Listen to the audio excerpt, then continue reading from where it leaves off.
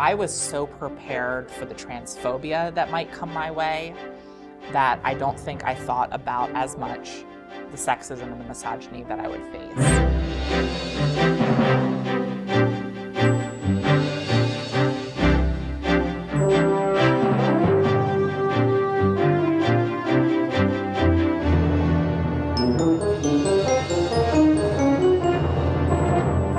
Hello, I'm Bonnie Orbay, and welcome to the Contrary, which is normally a panel discussion with diverse views talking about issues in the news that affect women, families, and diverse communities. But we're continuing now with our series on female thought leaders, and we are so lucky today to have Sarah McBride, who is a regular panelist on the show also, but her day job is that she is the spokesperson for the Human Rights Campaign, which is the biggest gay LGBTQ NGO, I guess you would say, in Washington and in the United States.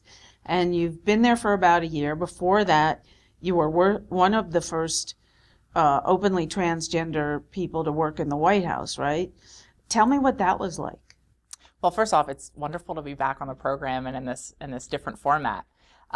So I came out as transgender in 2012 while I was serving as student body president at American University. And, at the time, I really worried that my dreams and my identity were mutually exclusive. I feared that as someone who loved politics and government, that there really wasn't a place for someone like me in those fields. And so when I came out, one of the first things that I did actually was I applied for an internship at the White House. And there had never been a transgender staffer there. There had never been a transgender woman who worked there, an out transgender woman who worked there in any capacity, as far as people know. And so I applied for an internship, fortunately got the internship, and I was able for about 7 months to work there as the first trans person, trans woman to work there in any capacity. And, even though it was an internship, it was an incredible opportunity to be able to walk into a place where so many decisions are made. It's an honor to be able to do it as someone whose identity hadn't been present in that building in that way before. And it comes with a responsibility, obviously, to represent a community that so often is ignored or so often is forgotten about. But the folks at the White House were incredible. They were amazing allies. And it's amazing, even just in 6 or 7 months, to see how conversations change when a person of a particular background is at the table, right? When folks at the White House have to see you in the hallway or have the pleasure of seeing you in the hallway or in meetings or at lunch, how the needs of people like you come to the forefront of their mind in decision-making processes or in prioritization. So it was an honor, it was a responsibility, and even as an intern, it was an incredible experience. Do you think any of that had the impact of changing policies, changing government programs? I think there's no question that when LGBTQ voices are heard, when trans people are at the table, it has even subtle differences. I think what my presence did, what the presence of Rafi Friedman Gerspan, who was later hired as the first trans staffer at the White House, what it did have an impact on policy. There's no question that the previous administration, not this administration, the previous administration, has always been supportive of LGBTQ rights, was always supportive of trans rights too, but they were much more quiet about that support in the first term. And then it was really at the end of the first term, into the second term, that folks like me, folks like Rafi started to become regulars at the White House on the day-to-day basis. And with that, there was a increase in vocal support.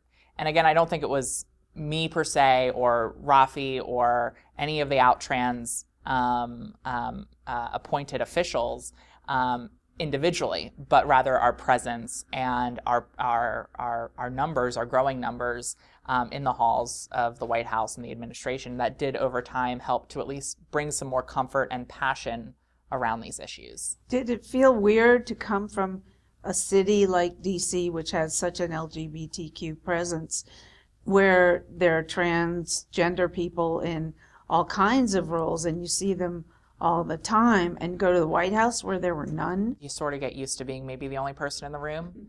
And we should certainly get to a place where it's not just one trans person or one person of color or one person with a disability in a room where these conversations are happening. We should have diverse and numerous diverse voices in a room.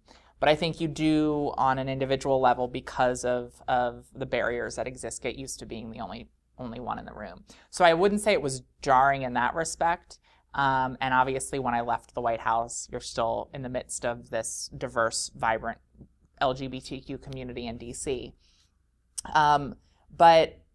But you know, when you're there, you do take on the responsibility of oftentimes educating people.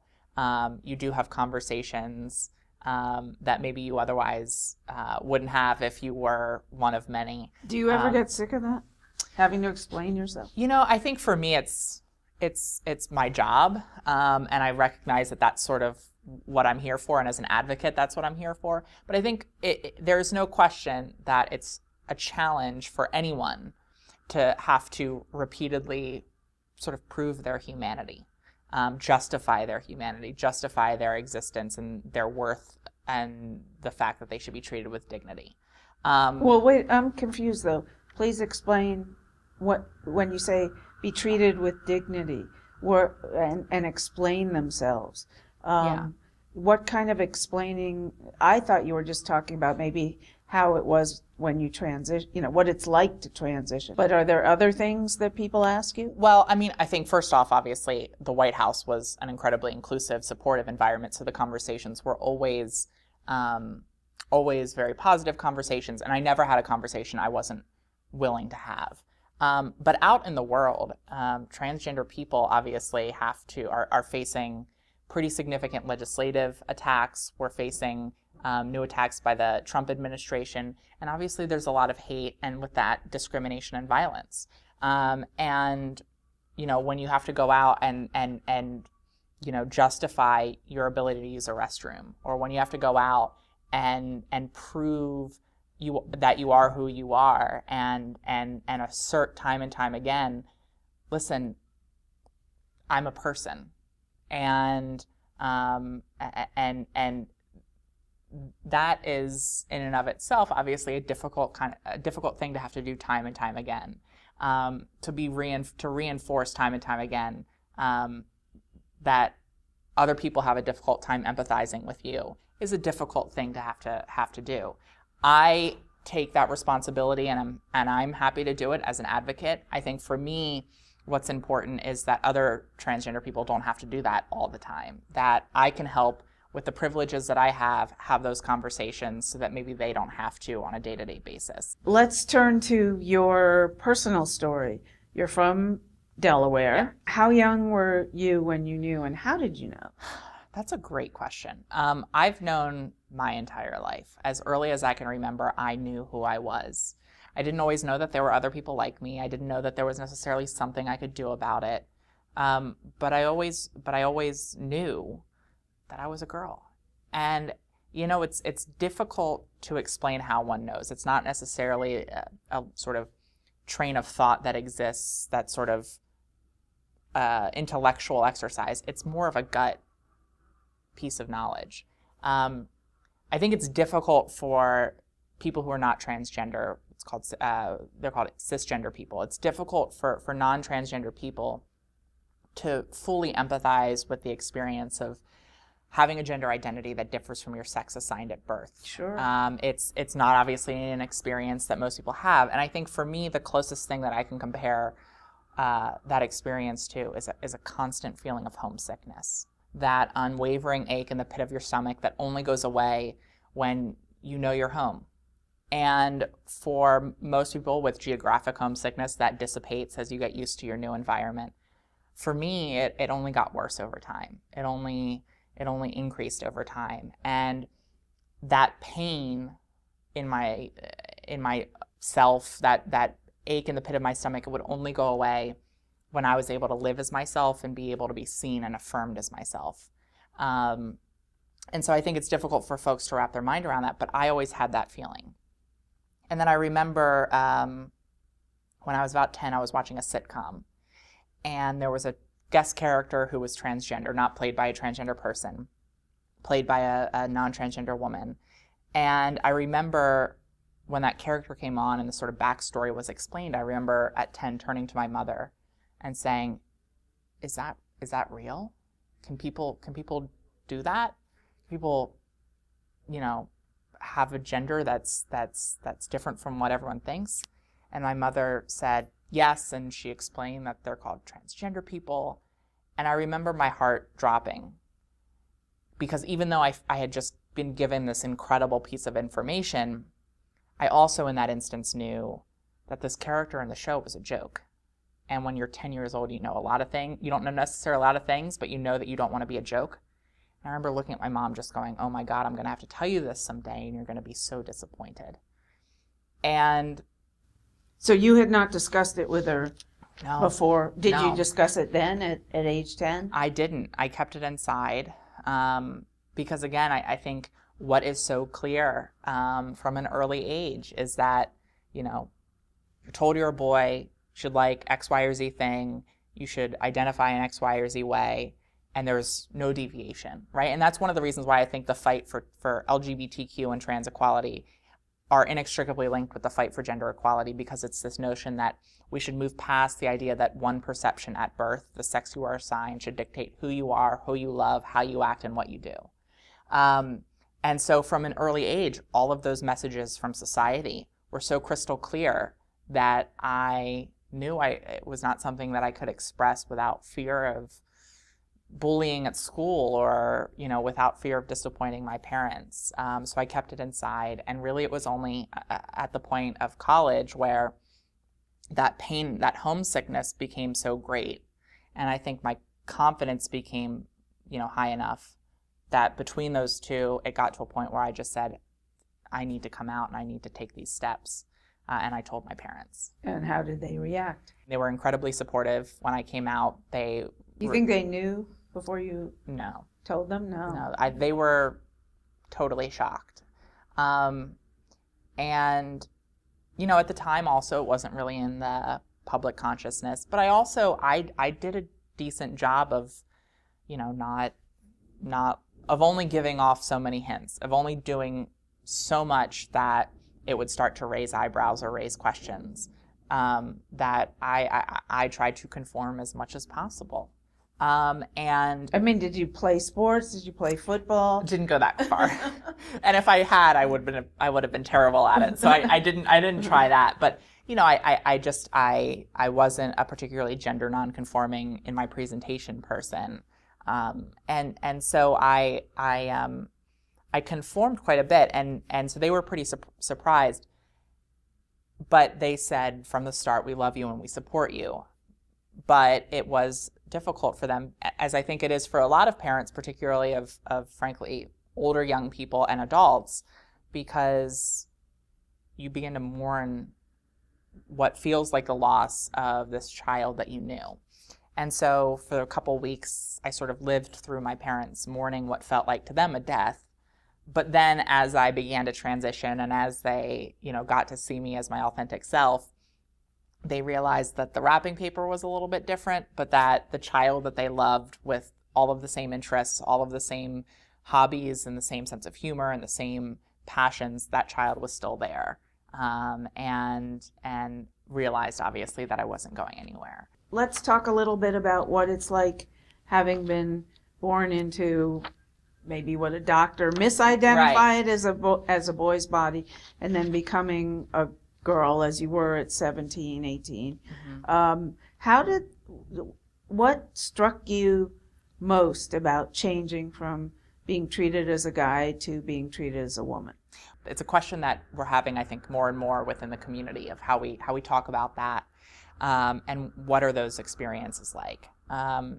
And, you know, I can only speak from my own personal experience as someone who appeared relatively gender conforming as what was perceived as a guy, and then someone who transitioned then. And, you know, I was so prepared for the transphobia that might come my way that I don't think I thought about as much the sexism and the misogyny that I would face. I was always someone who was very aware of phobias and isms out in the world, and I was very aware, obviously, of sexism and misogyny. And obviously, as I sort of alluded to, sexism and misogyny in this world taught me from a young age that, you know, you shouldn't identify as a girl. You shouldn't want to be a girl. And so obviously, sexism and misogyny interacted with my life in a way that wasn't the case for necessarily other people who were perceived as boys. But, you know, walking down the street as myself after transitioning, or going into a workplace, or going into any kind of environment, being perceived as a woman versus being perceived as a man, it is jarring. And, you know, I think I didn't fully, for instance, wrap my mind around just how disempowering it would feel to have a stranger feel entitled to make a comment about my body, whether negative or positive, right? That sort of jarring experience of street harassment is something that's difficult to comprehend until you've experienced it. The experience of maybe having your voice ignored or your opinions talked down to by men out in the world. You know, those are experiences that I didn't have before that obviously I have now, and that is jarring, and it really, I think, for me, highlighted just how pervasive sexism and misogyny is. That, you know, every decision a woman has to make, you're sort of navigating the world. You're navigating the world as to sort of what streets you can go down at what time, how you get your opinion heard, how you get your voice heard in a way that men don't have to. And you know, I think for me that was eye-opening. Does it happen within the LGBTQ community or movement? Even marginalized communities experience different prejudices or biases in their own communities, right? No one is free of implicit bias. No one is free from those types of prejudices. So I think it exists everywhere, whether you're in an LGBTQ space or whether you're in just sort of the general world. Talking to other people who've gone from female to male, do they feel really empowered? In the conversations that I've had with individuals who were assigned female at birth but are men, that experience of living in the world perceived as a woman and then going into the world sort of benefiting from male privilege in so many ways, I think they're able similarly to see that that juxtaposition really so clearly outlines and demonstrates the pervasiveness of sexism and misogyny in the world. And one of the reasons why, you know, so many of the trans men that I know are such great feminists, because they, you know, even though they're in the world benefiting, you know, from, in many ways, male privilege, you know, they have seen what it's like on the other end of sexism and misogyny. You mentioned that even in the commercial world, sexism is very ingrained. Explain that, please. Yeah, I mean, you know, it's everything we do is so often gendered. You go to the grocery store, you go to a convenience store, and you've got, you know, blue things for boys and men, and pink things for girls and women. And even if it's an identical product, the pink thing will cost more than the blue thing. And it's both arbitrary, but just really demonstrates just how ingrained and pervasive these stereotypes and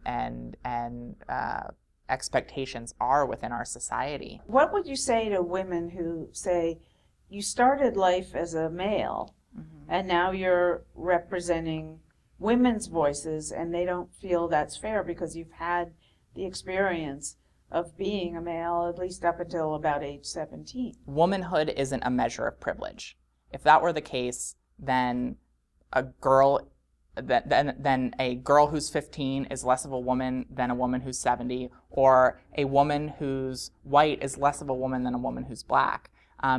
Our measure of womanhood is not based on privilege. Our measure of womanhood is based on a collective identity that shouldn't be based on any single fact, that shouldn't be based on any single piece of biology, because we shouldn't be reducing women to their biology. We shouldn't be reducing women to a body part. We shouldn't be reducing women to the single expectation that's established at birth by a doctor.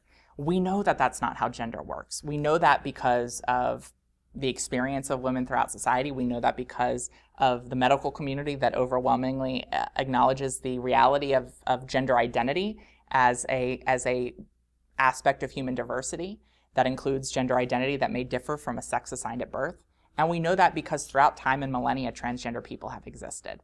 And that's a fact about human diversity. And we should embrace that diversity. We should say, you know, no woman can speak for every woman, but let's have all of these voices heard, because all of these different voices can contribute to this conversation about what women need and just how pervasive sexism and misogyny is. What's next for the LGBTQ movement? Obviously, we've seen historic progress on the issue of LGBTQ rights over the last several years.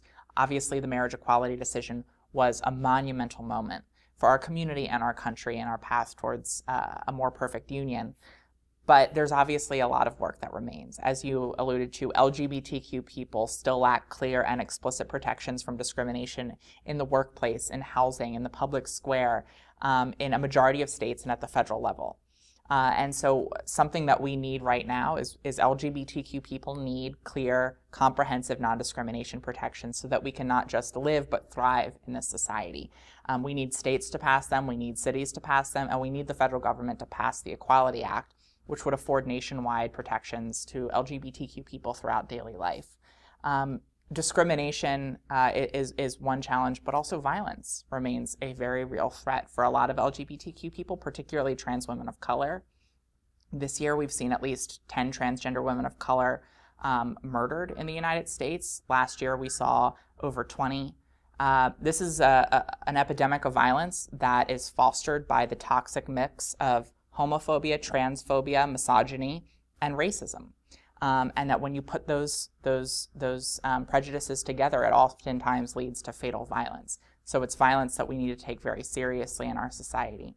And then beyond that, even with Donald Trump in the White House, even with some hostile state legislatures across the country, we still work to push equality forward by opening hearts and minds in houses of worship, in homes, in workplaces and schools across the country. Because we know that change doesn't just come from laws, it also comes from the bottom up by people knowing someone who's LGBTQ, by people loving someone who's LGBTQ, and creating ripples of change that save lives and improve our world. Is it going to be harder under this administration, the Trump administration, than it would have been under the Obama administration or the Hillary Clinton administration if there had been one? We had in Barack Obama a president who was more supportive of LGBTQ rights than any president in American history. And even he changed in office. And even he evolved. He didn't start out. Well, and he had always been a supporter of equality, but he did evolve on the issue of marriage equality specifically. But we saw so much progress under his administration and during his time in office. Progress that was both directly related to his administration, but also progress that was broader than his administration. But there's no question that he helped foster that change, that he helped demonstrate through his own evolution that it's okay to change. And he obviously had an administration that changed policies, pushed laws that made the world more safe and secure for LGBTQ people.